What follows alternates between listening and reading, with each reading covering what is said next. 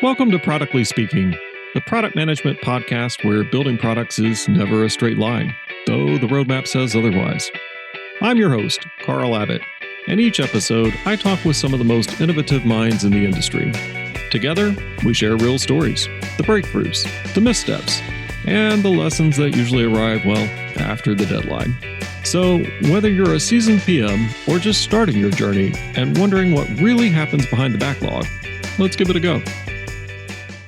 On today's episode, we'll be talking about product failure and how hype can play into that.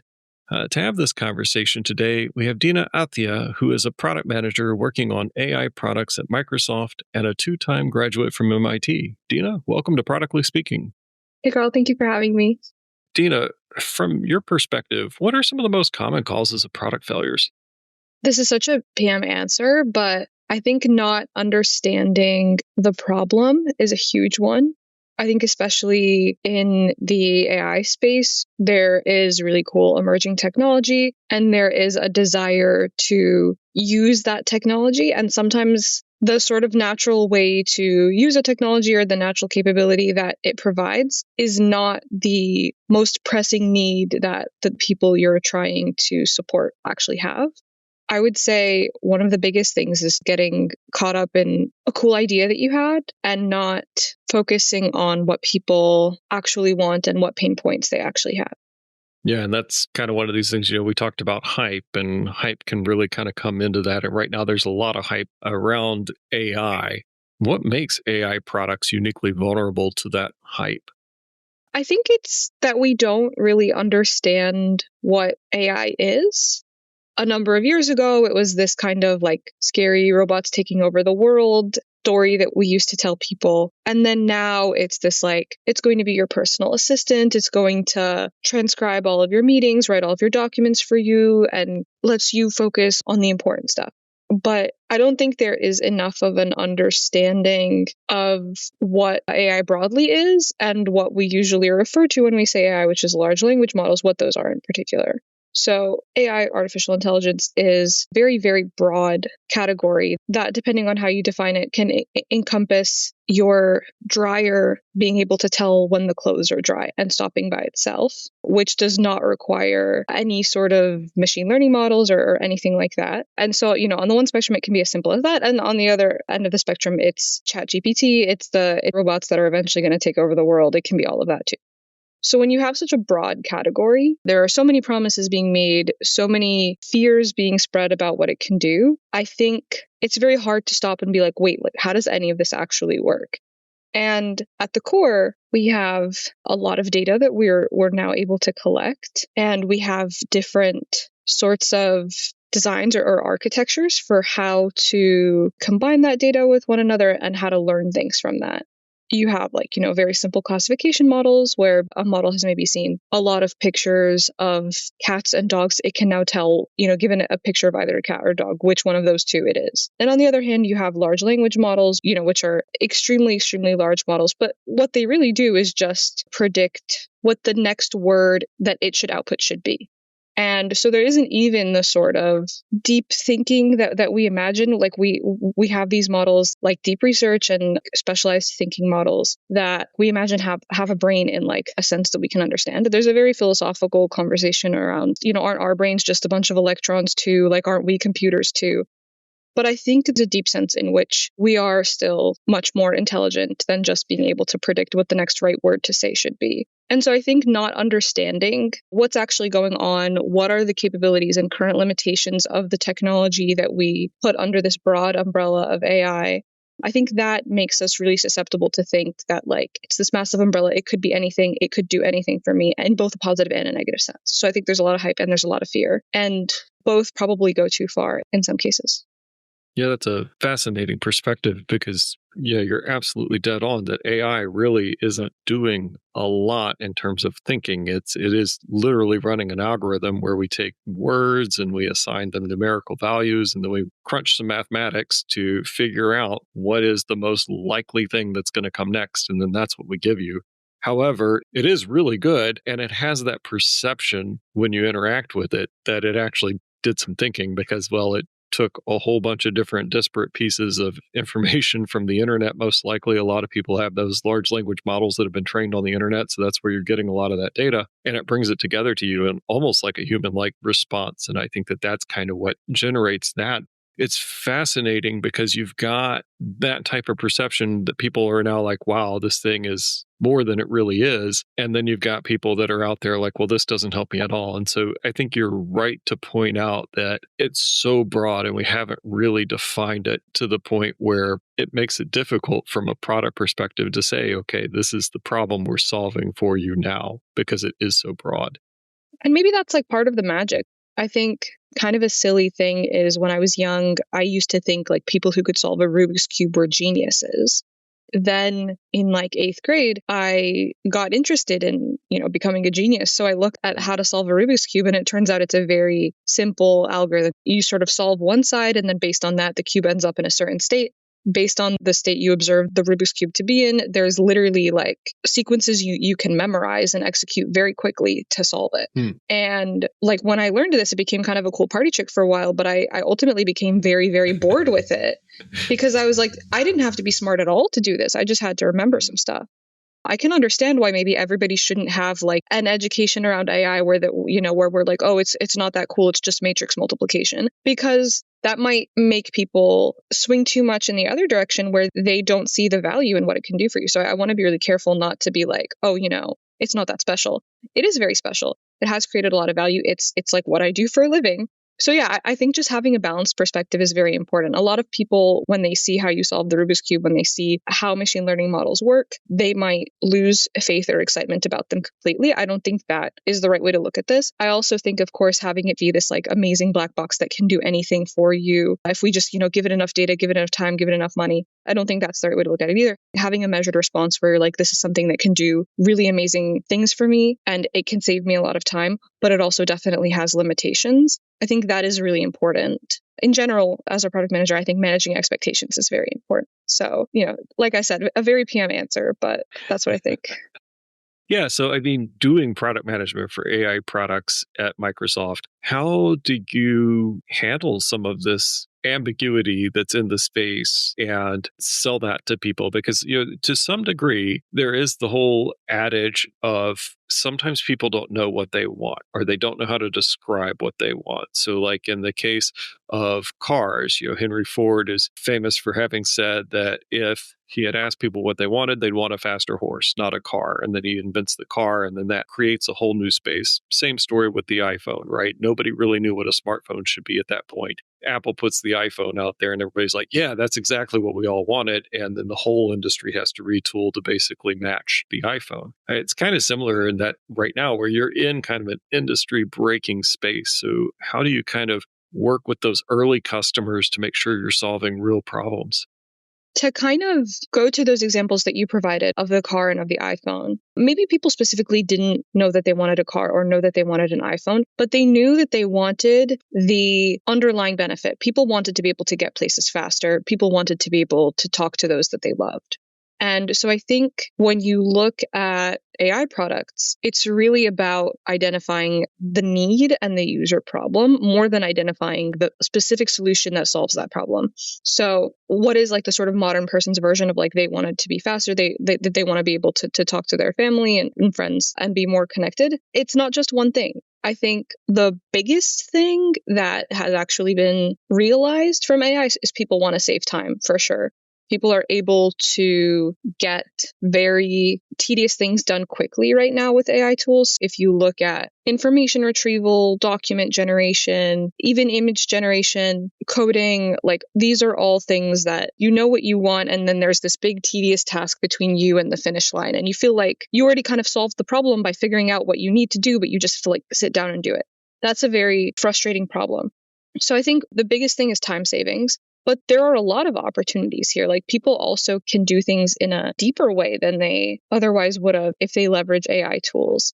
down to like the amount of sources that you can consult has gone crazy. If you think back to like, if I wanted to research a topic, I had to go to the library and find the books or articles there that were relevant and spend a lot of time finding within that the specific information that was relevant to me. We've come a long way since then. Once the internet became commonplace, I could find many relevant results without ever having to leave my house, but I still had to look through all of them individually. But having the ability to look at hundreds of sources and look at the exact piece of information from each source that's relevant to the question I asked that quickly, it doesn't just make me faster, it also increases the depth of information and the number of sources I'm able to consult. So I think the underlying needs are people want to save time. People want to be able to do things with better quality, increased depth than is just sort of possible, even if you give a human more time. And I think people want to focus on what feels like a quote unquote real problem, what feels like a human problem, matters of like making decisions, things like that. Part of AI right now is just a really bold vision. There's big visions for AI products and big visions in the AI space. And depending on who you are, depends on how you frame that. But how do you balance that bold vision with the reality of incremental progress? Say more about that. Yeah, so you've got this bold vision and everybody kind of buys into it. And especially in the case of the economics around it, the market and all of the people around the market, they buy into it. And then they're like, hey, you haven't given us enough return yet. This is going too slow. It's taking too long. It's incremental progress as opposed to this, like, we want to be there today. I would say that there are a couple things at play here. One is the actual technical progress is definitely, like, we are as an industry kind of overpromising, underdelivering. We could have a whole separate conversation about AGI, artificial general intelligence, and when that's supposed to get here and what that's supposed to do for us. But a lot of people think it's not coming, and they're probably right. So there is that aspect. Definitely, we're making very big promises that we can't keep as an industry. But on the other hand, I do think a lot of the lack of realized time savings and improved quality, et cetera, that people are not seeing is also an adoption problem. There is a lot that we can do today that people are choosing not to engage with. Part of this is for bad reasons, like, people are just stuck in their ways. But also part of this is for good reasons. I think we're kind of in a lawless gray area kind of space right now as an industry. And I think people who are concerned about their privacy, people who are concerned about their job security, whether or not them using AI for their work is going to, teach AI how to do it better than them, people who are concerned about the environmental costs. There are a lot of good reasons to not be, an early adopter or like a power user of AI products. And again, like there are some bad ones. I think if you don't use it because it's just not what you're used to, it's probably not going to serve you well in the long term. I think if we wanted to be able to realize the gains that are currently available, we would be investing in solving these problems that prevent people for good reason and for bad reasons from using it. So showing people how AI tools can save them time so that we immediately eliminate the bad reason. But then much deeper issues around, like, how can we reduce the environmental cost? How can we create protections for people so that they feel comfortable here and feel like we're not mining them for their data? And how can we usher in the next generation of what it looks like to work with these tools and not what it looks like to have these tools make you redundant at work? Like, there's a lot of fear there, and a lot of it is well-founded. So I think there's some big problems here at, the business level, the policy level, and the tech level that need to be addressed before we need to go over to like, oh, why don't we have AGI yet? I don't think that's going to solve the problem. I think getting people to use what exists today is much bigger. Yeah, and I think that when you talk about people's fears of being made redundant, that's a very valuable thing. I mean, you hear that in the industry. Companies are using that. Well, we replaced X number of people with AI. We have seen throughout history some of these changes where all of a sudden, if you had these job skills, you were out of a job because the world changed and it was a new set of skills that was needed to do the work. But on almost every one of these passes, we've never had less work for people to do. We've always come up with new ways to work. And so a new set of skills and people have been back into employment. Do you kind of foresee maybe the same thing happening with AI here? And some of that AI is taking the jobs? Yeah, I mean, I definitely think there will be a divide between people who learn how to use AI tools to make them more productive at work. And, there's this whole concept of like the 10x engineer. there will definitely be a divide between those people and people who work in a more traditional sense. Because for those people, most of the time, they are doing those tedious tasks that we can already do for them. If they're not learning how to transform the way that they work, and I'm speaking primarily about like knowledge workers in the types of spaces where AI is currently a threat, if they can't use it, then I do think that is a threat. And I think one of the big challenges is like, again, I think if somebody doesn't use these tools because they just don't want to learn anything new, they're in the sort of like you can't teach an old dog new tricks era of their career, then like that's a bad sign. You probably don't want to be working with somebody who is inflexible and who is not open to learning, whether that's learning about AI tools or learning about anything else. Like most jobs require continued learning. So from that perspective, I don't see an issue. Like people should adopt these technologies. Where I do see that being a threat is like if people are not adopting these technologies and not adapting the way they work accordingly because of these other concerns around like privacy, the environment, etc., then that could be a real challenge. People largely do need to be able to trust that they're, safe in their place of work and that the way they do their job is not like a threat to their personal safety or that they're not actively harming the world that they live in. So I kind of went a couple different directions there, but to answer your core question, I do think the way that we work is changing, and I do think we will start to see new jobs emerge. There are already, people whose job is to like help your company adopt AI more. And so like there are some of those types of new ways of working that are emerging. It's hard to tell yet, and I don't know if anyone can make a good prediction yet of whether or not there will be enough of those to counteract the number of people who are being made redundant by AI. But I also think that a lot of those people who currently, like we think are being made redundant, are going to be asked to come back because there is always a need for a human touch. It might take fewer humans now, but I think the idea that like you could completely replace a marketing department with like an image generation model is just not going to happen. There is always an aspect of like somebody needs to have a cohesive vision for this. We will always need like planners, tastemakers, and people who are able to articulate what the problem is and what the optimal outcome looks like. I don't think as many people are going to be made redundant as we think. Just as during COVID, there was a lot of overhiring. I think right now there's kind of a lot of overfiring, and eventually things will level out. I do think new jobs are going to be created to support the changing in the ways that we work. And I do think the right thing to do for a person's career from strictly like a learning perspective is to learn more about these tools and to start adopting them in their work.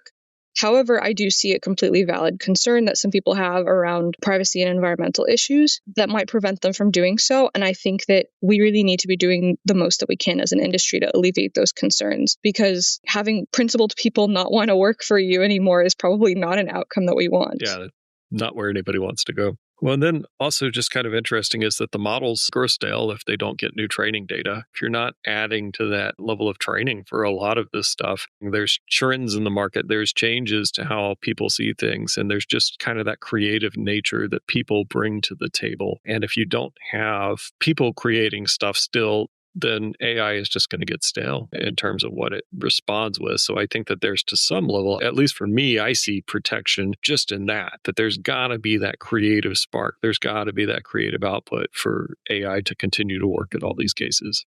I agree. I think the question just becomes like, how many people do we need to sustain that? And is it as many people as we currently have? Only time will tell. Earlier, before we started the show, you and I were talking about the Gartner hype cycle, which has a couple of different stages of hype for a product. And in this case, we're talking about an entire new technology, AI, which arguably AI ML is not really new technology. It has been around for as long as computers have. But in terms of it being a topic in society, it's definitely, with generative AI became a much bigger thing as opposed to just this distant threat. Now it's here. Now people are talking about it. We're definitely kind of in those early stages of that Gartner hype cycle. But you were telling me that the Gartner hype cycle actually mirrors Freytag's pyramid, which tells us about the different stages of a story, because there's pretty much one way to tell a story in which you've got a hero and then he hits a problem and then they overcome the problem and you hit to resolution. So tell me a little bit about how those things mirror each other. So first I'll provide some context. The Gartner hype cycle starts at the bottom with an innovation trigger, which is like, when there's an exciting new emerging technology, and then it goes up to a peak of inflated expectations. So, when we all think like AI is going to do every job, and then it goes way down to a trough of disillusionment, and then it starts to slowly come up, although not nearly as much as at the peak of inflated expectations. It goes up through a slope of enlightenment to a plateau of productivity. That's the Gartner hype cycle. And what Freytag's pyramid is a similar looking picture where there is a story, and this explains how we tell a story. So it starts with exposition, then there's a rising action that leads to a climax, and then there's a falling action and a resolution. So the sort of mapping I see here is that the exposition and the rising action mirror the innovation trigger in the Gartner hype cycle. And then through the rising action, we go up to the climax of the story or the peak of inflated expectations. As we approach the end of the story, there's the falling action and the resolution. And in this case, this is where they start to differ a little bit. We come down to the trough of disillusionment, but then we do slowly come back up the slope of enlightenment and plateau of productivity.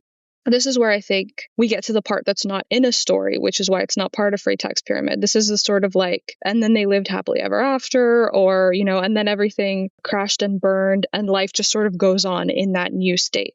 The reason I think it's interesting that these two pictures look so similar is because I think we are kind of telling ourselves this story where, we have these large language models or the hero and they come up and we're like, oh, they're going to change everything. The world is never going to be the same. We get into a lot of hype around what they can do. And then it reaches this climax. And then I think now we are kind of on the way down to the trough of disillusionment where we're like, wait a minute, are we in a bubble? Why is social media full of AI slop? Like, this isn't impressive. I didn't expect these like massive data centers to be powering cat videos on TikTok. Like, what are we doing? We don't want to have to think about like how much electricity did we use to build that cat video. And yeah. And so I think we're definitely in a weird space right now where if you say AI, people start to roll their eyes. Whereas a few months ago, that definitely wasn't the case. People were interested. They wanted to learn. They wanted to adopt. But we've gone one too many cat videos too far. And so people are just kind of sick of it. And I think economically, we're very, very sick of it as well. Where I think this is going is we're going to like mellow out in our disillusionment, and the big story part of it is almost over, but pretty soon over the next few months up to few years, we're going to get into that phase where we're just kind of living life. Our baselines for how productive people should be will adjust. We will start to develop a new normal. It's not going to be as much of like the center of conversation of what everyone's talking about as it has been for really the past couple of years now, which is good. I think I'm tired of talking about it in work and outside of work. Yeah, it's just the way you do things now, as opposed to this whole brand new, we need to be educating everybody. Yeah. Although I do think like in the way that everyone kind of has a basic education about the internet, I think people will have a basic education on like how to use AI tools as well. But I think it will be a lot more just sort of integrated with how we live. So what is that going to do for AI product development over the next 3 to 5 years? A lot of parallels have been drawn between the AI boom and the .com boom and then bubble. I think in the way where every company is now an AI company, and back then every company was an internet company, I think we're going to reach a stage where like a company is just a company again, and your company happens to use AI or make an AI tool. Like, this is just going to be how we live. And one thing we're already seeing is that we get these, hyper specialized products and these very specialized companies, which is a good thing. We want a person to identify a very specific problem. If the current solution that is, not an AI solution to this problem can be improved by them developing an AI solution, that's great. But I also think we'll get to the stage where people start to think like, actually, this problem doesn't get better if I throw AI at it. And that's okay. Like, maybe this startup idea isn't good, or like maybe this product idea and, within my company isn't good. Yeah, we have AI everything right now. Yeah. And a lot of times, going back to like why products fail, I think a lot of AI projects fail is also because the need for this to be done with AI was never really there. And if it was, certainly not with, GPT-5. if you have a problem where there are these different issues that we see in some space and I want to categorize them, I would say first, have you tried a classification model? Those are very cheap. Maybe you don't want to pay OpenAI all of that money so that it can do something that we've been able to do for many, many, many years locally on your computer. That's one thing is once we all have a better understanding and we start to chill out a little bit, I really hope to see improved discernment about what problems really need you to throw a whole LLM at them versus which ones can be solved with technology that's existed for a long time. And so a lot more like the small language models, things you can run locally, so not necessarily. Yeah, not even language models at all. There's nothing wrong with a simple rules-based execution or traditional machine learning models like classification models, or then a small language model, then a large language model. But I think before you've gone through at least ideating what a solution in each of these ways would look like, and is it worth the difference in cost, in development time for this to be a large language model based solution, bring back engineers being lazy. What is the minimum we can do to solve this problem? We do not need to be doing the most. We need to be doing the least. That's just the most efficient way to get from point A to point B. So given that, what skills do you see product leaders needing to thrive through this next wave of AI as we kind of move more into the stories been told, trough of disillusionment, coming out back into that productivity plateau? I think the ability for a PM to be able to very quickly spin up an interactive demo or prototype of what they want to build, I think that's a real value. Because first of all, I've always hated Figma. I think it's very tedious and stuff, but also it doesn't feel real. And as a PM with some software engineering background, it used to cross my mind what if I just kind of made a very simple version of what I want to do? But it doesn't feel worth the investment if it's just to show somebody an idea that you have. Being able to very quickly do that now with prompting and create a demo that is interactive, it has pretty detailed functionality that I want us to build in our actual product, but I can show it on a very simple front end with, some fake data in the background powering how it works. I think that really improves the quality of questions people ask about my ideas. It improves the depth at which I actually develop those ideas. If I'm writing something down, I don't think through exactly after you do this, what should happen? Is that the easiest way we can do this? Could we make this even simpler for the user? What choices might a person want to have? But when I'm looking at this interface, I do see oh, we should have a button for that. We should have, it's not intuitive to me that when I click this, that's what happens. I think these types of issues bubble up much, much more quickly, and being able to build very basic demos just using GitHub Copilot, or if you're not in Microsoft, using Lovable or V0 or Cursor or whatever, any of those tools, if you can build something very simple very quickly to show your team what you're thinking, that's really, really valuable. It will start some really, really interesting conversations. I think it's much better than Figma mocks, which I never liked. So that's one. And then also, I do think a sort of trend that's been emerging in the PM role is PMs are increasingly getting more involved in how their systems should be evaluated. We're very involved at the sort of very early stages of the product lifecycle where it's this is what people want, this is what we have to build, this is what the specifications should be. And we do have some of this is how we should measure if it's working well. But I think we can do a lot better now than just coming up with a couple of metrics. And most of the time, the main one is user satisfaction collected via thumbs up, thumbs down. We are able to generate synthetic data and help with running evaluations. We're able to use LLMs as a judge to conduct evaluations. We're able to have access to a much broader set of metrics that we can use, ways that we can measure them. And just generally, I think we're able to bring a lot more to the table there. And I think that as much as we can align what we measure with what actually matters to users, our products will continue to get better and better for that.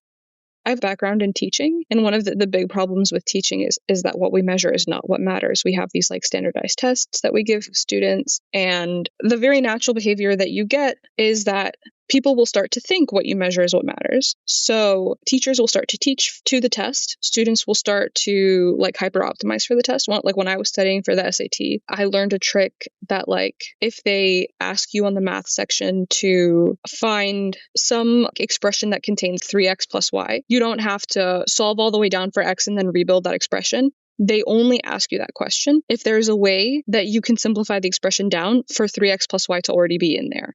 I learned that trick and then I started to do these problems way faster. But I don't think that made me like better at algebra in some meaningful sense. I just knew that they would only ask this question if I can do that. And I wouldn't try that if I didn't know it was possible because it would waste time on the test. Whether it's in education or in product, there is a really, really deep importance of aligning what you are optimizing for with what truly matters. So the more we can be involved in the evaluation process, which is increasingly becoming more possible as evaluation is done using LLMs, the more alignment we'll create. And I think we can really give users what they want because we could specifically, define a metric to be the thing that the user told me. And then we can have an LLM judge how much that's the case.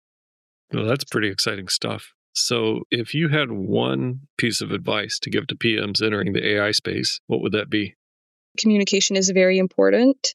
It's increasingly important the more noise there is. Being someone who is really clear about what you're working on, why it's important, what impact it has, I think that's going to help a lot with the process of landing that career. And then once you're in that career, managing people's expectations, helping other people on your team communicate as well.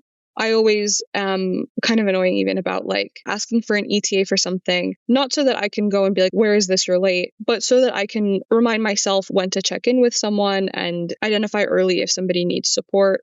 Being a very open communicator and doing things as transparently as you can is always helpful because that allows people to help you. It allows them to point you to tools, maybe some of them AI tools that can help you. But at the end of the day, like nobody achieves anything significant alone. And so the way that you prevent your work from being stuck in a vacuum and being limited by your individual capabilities and individual knowledge is to not do it alone. Thank you. And one final question, just to help our audience get to know you a little bit better. If you had to give a TED Talk tomorrow on something totally non-work related, what would it be? This is like a terrible question for me because I'm like a serial like hobby switcher.